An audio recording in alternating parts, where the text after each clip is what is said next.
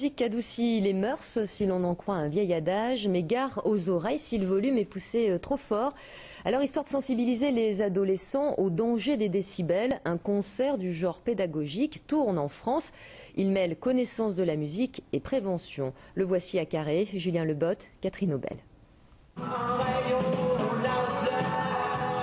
Guitare, basse, batterie, les premières notes du groupe Lugo sonnent comme un concert.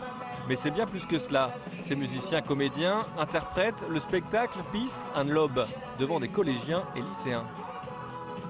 C'est un concert pédagogique qui raconte justement là un peu pourquoi est-ce qu'il faut faire attention avec ses oreilles. C'est vraiment une idée de prévention pour éviter évidemment tout ce qui est pathologie de l'oreille.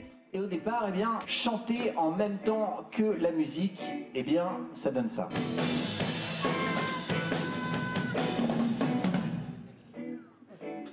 On invente donc le micro. À travers les instruments et l'humour, le groupe explique d'abord l'évolution de la musique amplifiée, celle qu'on écoute de plus en plus fort grâce aux technologies des 20e et 21e siècles.